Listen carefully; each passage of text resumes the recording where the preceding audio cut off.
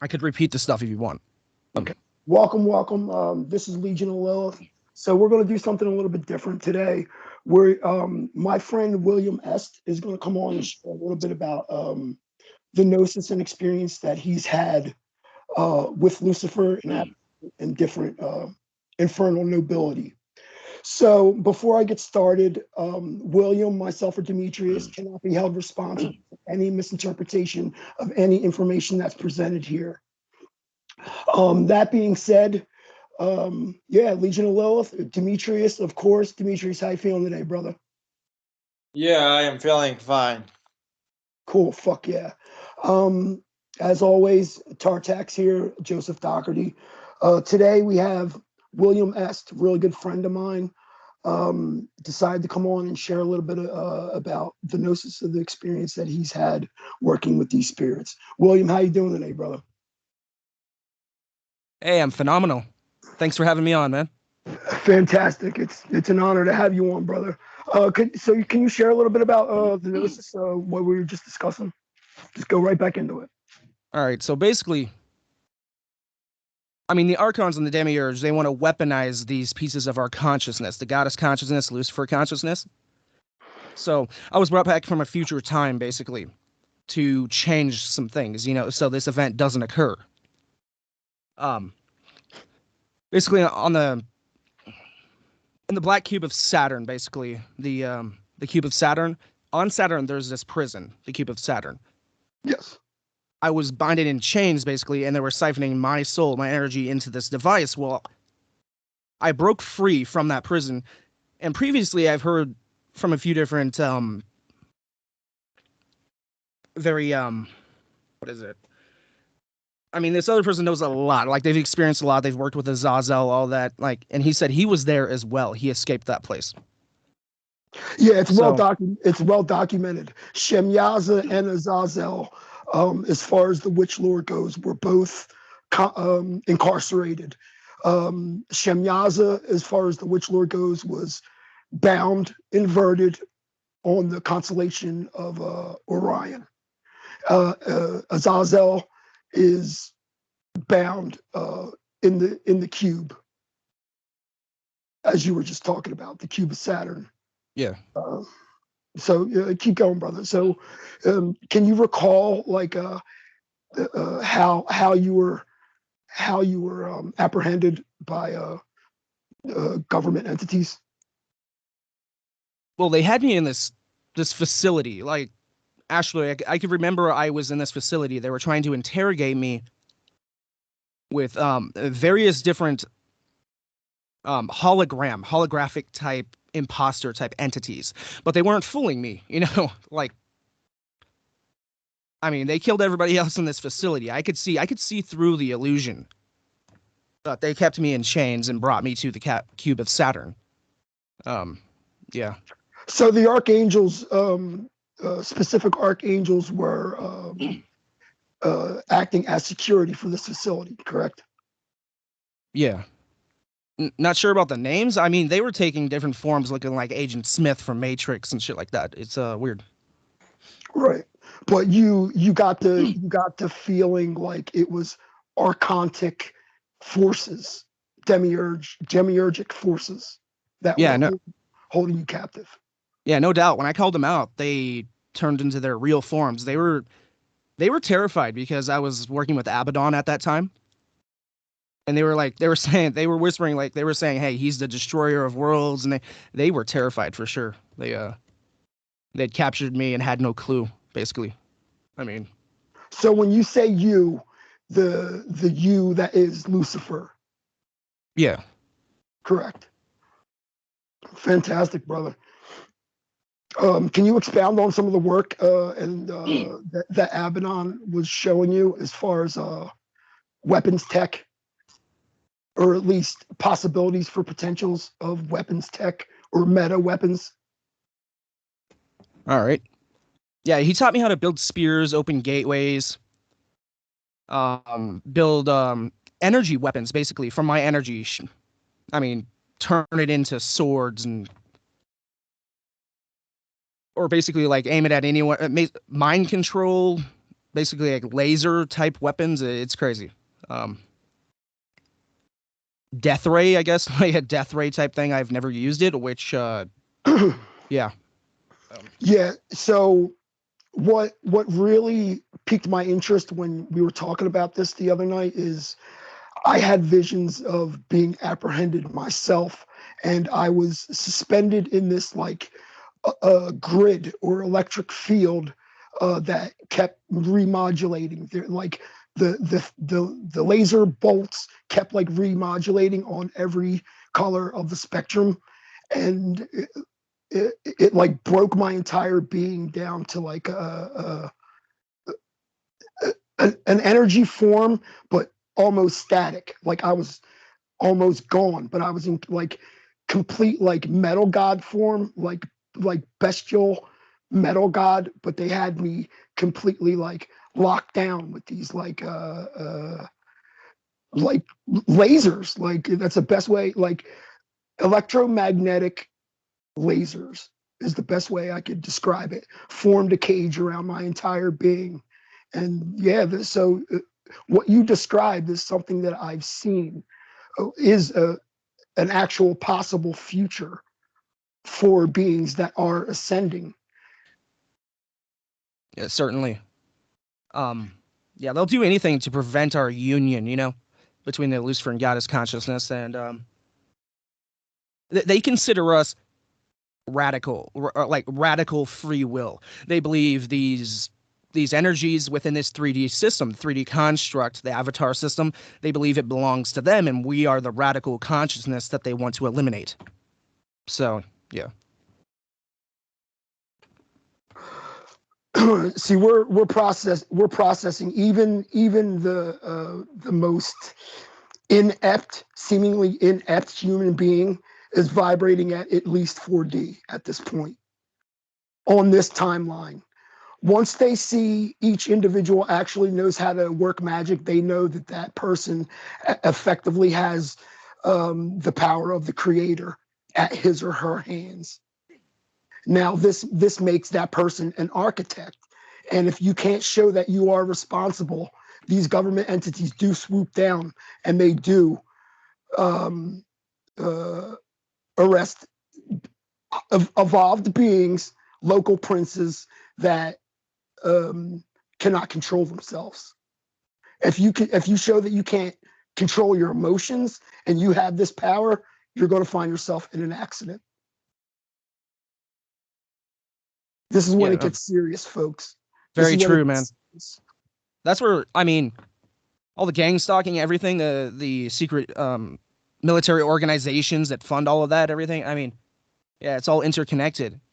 Looking Glass technology, basically how they created that, the holographic system, which is imposter gods, like not the real ones, fake versions of these beings, which are energetic traps. It binds these people to them. With the introduction of the waveform, Huitzilopochtli and Zatari that came online just the other day, that has these government officials scared at this point. This power was never supposed to fall in the common man's hands. Oh, they fear us, no doubt, man. Oh, he's here. He's definitely here. Yeah. So what else was Abaddon showing you? Oh, he did say that eventually, like 80% of the population would be killed off. I think that would be all of the soulless people who allowed those AI entities, those AI archons to infiltrate them and eat their soul, basically. I mean, specified many times 85% would be wiped out. So basically we could possibly change that. But yeah. We would have to mass awaken on a mass scale. So force awaken society, basically. Huh? Can you talk a little bit about the portable devices that we were discussing that would break up the dampening field that's around the Earth, that would allow melanin production within the normal human brain to monoatomically synthesize and become active? Well, with specific frequencies, things like that, we can tap into the genetic structure and alter that. So, I mean, there is a lot more details on it I've written, but I'd have to look into that. Yeah, we got our best guys on it. Oh, for sure, man. You know what I'm saying, William? Demetrius, what's up, brother?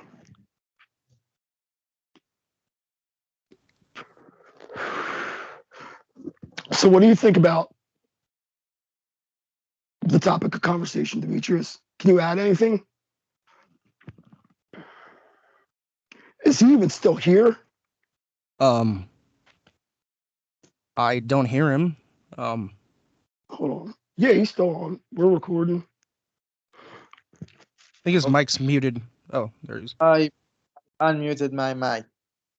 So what I gonna say is this, since you asked me for an opinion. Yeah.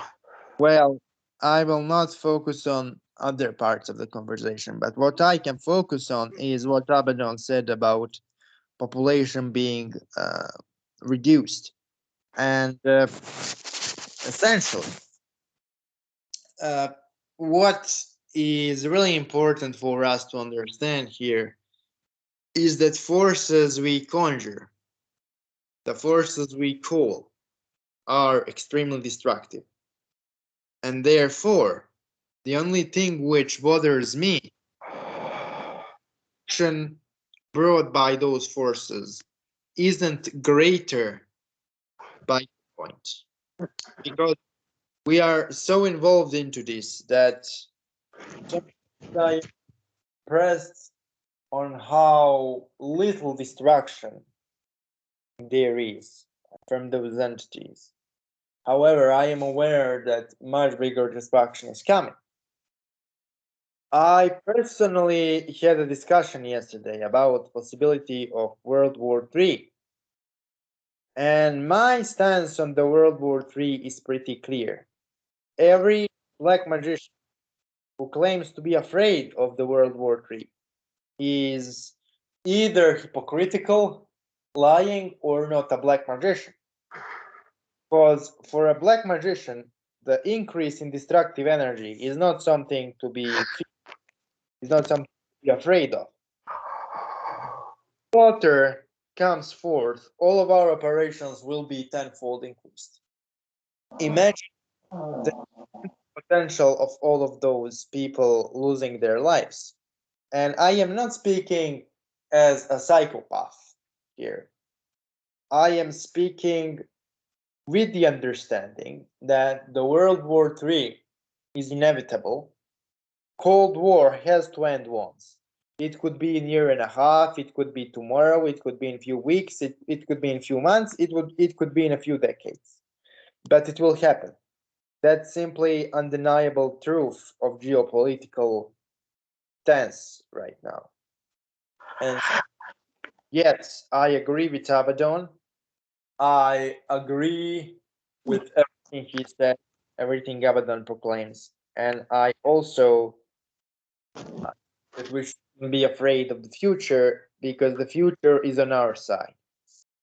That metaphysical and unseen destruction which is coming forth will definitely improve efficiency of everything we do. And what will happen is a natural part of cycle of things. That's what I will say. Fantastic.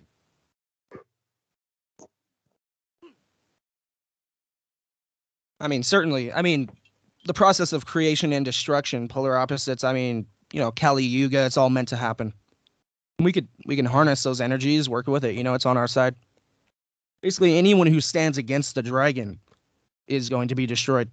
Witch hunters, whoever.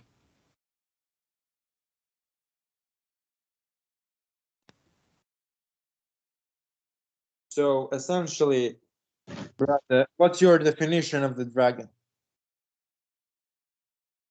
Well, I see that as the Lucifer consciousness. Anyone who is a piece of that, I mean, it's mm, well, I mean, the Antichrist consciousness. Well, basically, like the Christ consciousness is the elite, of the victim mindset, where the dragon is the complete opposite of that. That's just my opinion. But, this is like a philosophical question. What do you define as an opposite of Christ consciousness? What are the characteristics of that opposite? Um, well, individuality, you know, I mean, being a sovereign being, free, having the free will to do whatever you want to do. I mean, follow your own will instead of being bound to their astral construct, their religious systems, things like that. Yeah. So essentially, like, what's your advice for people who want to awaken that Lucifer consciousness? Where to start? What to do? Well, I would say to start, or like for beginners, you should possibly do devotional rituals. I mean, place a seal there, meditate with Lucifer, establish a connection. Um, yeah, just meditate on it with those pieces of the consciousness. Try to connect and respectfully.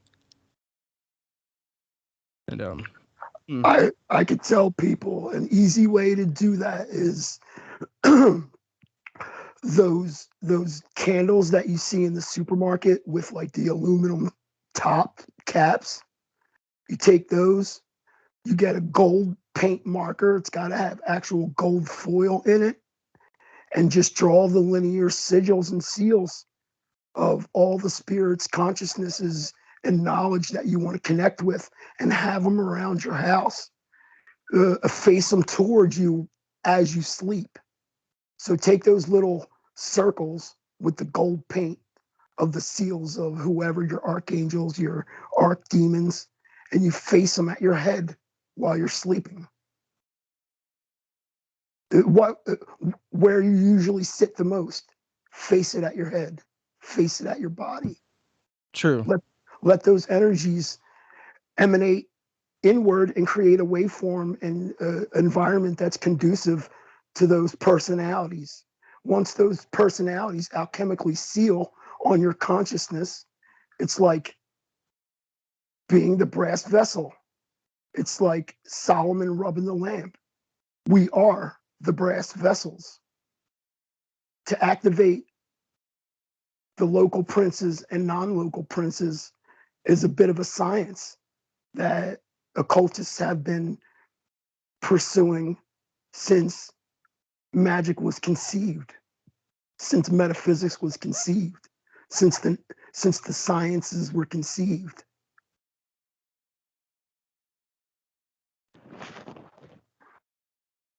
If you want to work with new and evolved technology and you want to ascend, and we're not talking about just going upward. I mean, expanding your consciousness until it breaks, it goes past the void and makes it to the first triad, supernal triad, which is Pluto, Uranus, and Saturn. That's the first supernal triad. And Pluto is the planet that these energies get projected through from our non-local planetary spheres, meaning outside of the abyss, on the other side, universe B, the first triad, Kether, where the gods dwell. I mean, they're on every planet. Their energies reflect, bounce off, and trickle down the tree of life and the tree of death. Your day side is your day side, your night side is your night side. You want to connect with night side energies? Do it at night. You want to connect with day side energies? Do it at day. But I would do all your learning and meditations during the day. I would advise people not to eat food nor drink during the day, just like Vlad Draco never took in meat or morsel while the sun was overhead. This has tremendous benefits. This will allow you to get some more of the wisdom and consciousness just based off of solar rays, fasting, intermittent fasting, earthing the self, sun gazing, contemplating on these seals and sigils.